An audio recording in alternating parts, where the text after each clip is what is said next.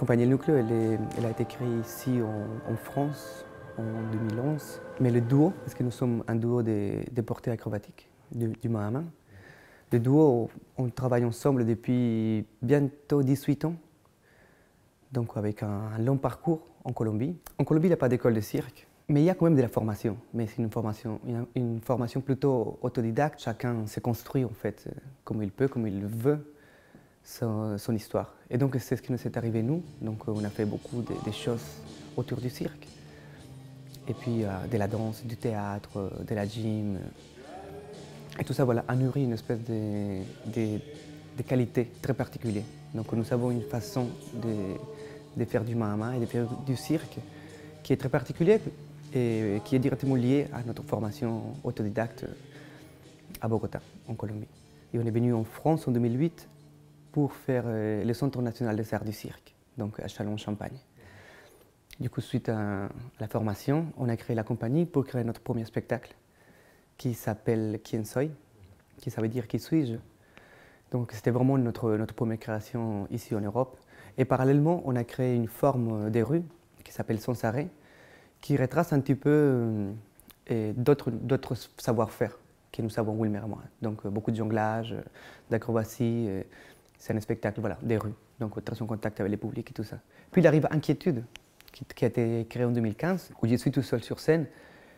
Et on retrouve encore l'itinérance, le voyage, l'enfance. Et là, il arrive Somos.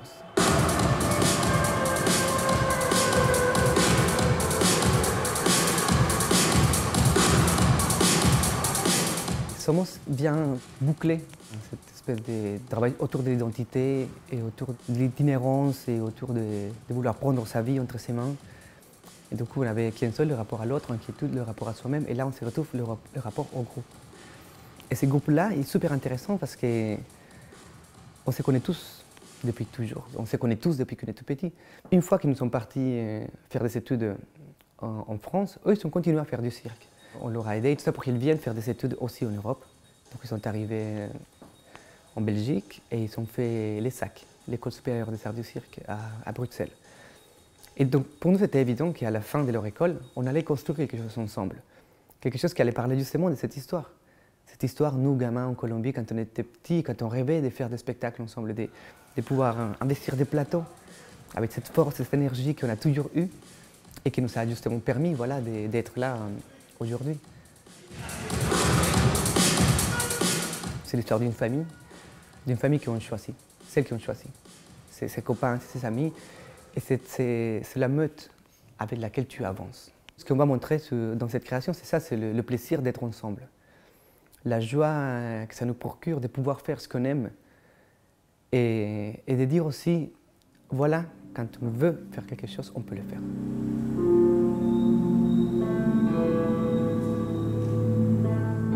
On écrit cet spectacle un peu chronologiquement. Les premières scènes, on les imaginait comme qu'est-ce qu'on aurait fait si on était en Colombie. Donc il y a toute une espèce de joie, mais en même temps c'est un peu inquiétant tout ce qui se passe, les groupes, il y a plein de choses qu'on ne sait pas si c'est du jeu, ou si c'est de la violence, ou si c'est du jeu violent.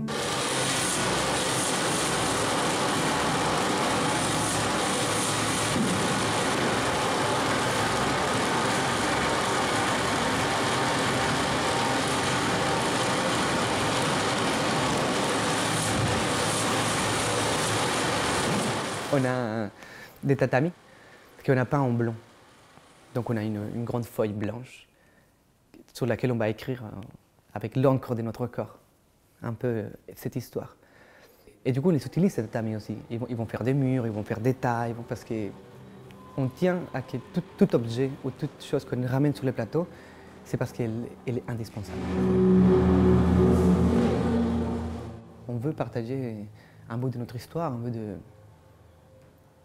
notre façon aussi de voir le monde d'aujourd'hui. Parce que quelque part, on sent aussi qu'il y a eu une époque qui est très particulière, évidemment. Très dure, très rude, très excluante. Et quand tu es migrant, voilà, tu es confronté à ça en permanence. Donc comment on ne doit pas se défendre, mais comment on se positionne devant tout ça. cherché des langages qui nous étaient communs. Donc on est tous acrobates, on est tous danseurs, on fait tous de mahama, de la banquine, des colonnes, tout ça. On parle tous espagnol, on parle tous français et on parle tous un peu du langage des signes.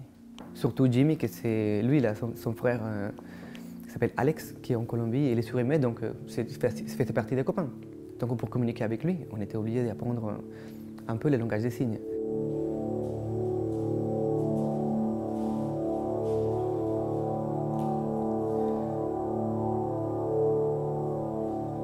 Le langage des signes est une idée en soi, comme une métaphore.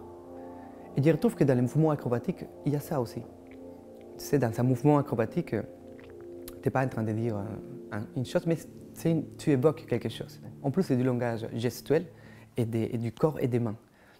Tout comme la danse, comme le cirque. Donc on a commencé à dire des textes en langage des signes qui s'est transformé en danse, en mouvement, en acrobatie. Donc quand tu fais un salto arrière, tu ne fais pas un salto arrière. Tu dis merci.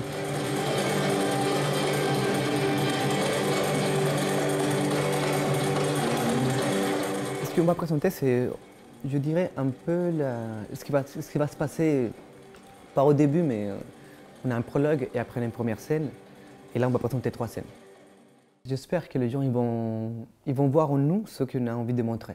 C'est-à-dire de la simplicité et des gens qui sont ensemble, qui ont des moyens de résister, de se battre, de faire de la beauté, de faire de la métaphore, de construire des moments poétiques.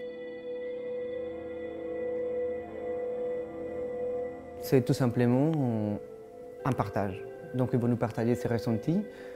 Et ces ressentis-là, on va bien évidemment les apprivoiser parce que ça va nous donner des billes pour pouvoir continuer à lire les histoires. On se dit, voilà, on n'est pas vraiment à côté de la plaque. Ou par contre, oula, ils ont compris ça. En fait, alors peut-être que cette scène-là, elle ne devrait pas être là. Mais ça va aider à construire l'histoire, bien évidemment. C'est une étape de travail. Hein. Il nous reste encore presque 40 jours de résidence. Donc, il y a encore du boulot, énormément.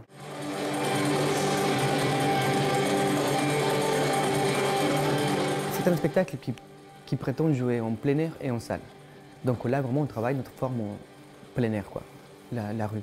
On essaie que ce soit un spectacle léger, malgré voilà, le nombre de personnes que nous sommes sur le plateau et voilà, le sol, les tatamis qui sont très lourds. Mais à part ça, on n'a rien d'autre. Donc vraiment, on a réfléchi à une installation de lumière simple. Il n'y a aucune suspension. Donc vraiment, dès la création, on s'est imposé ça. Ça sera un spectacle qui va jouer en plein air. Sûrement le soir, parce qu'on a une création de lumière. Ici, c'est génial. Les espaces sont incroyables pour travailler ça. Une vraie création de rue, quoi. Pas une adaptation après avoir créé le spectacle pour la rue. Non, dès le début, on travaille la rue.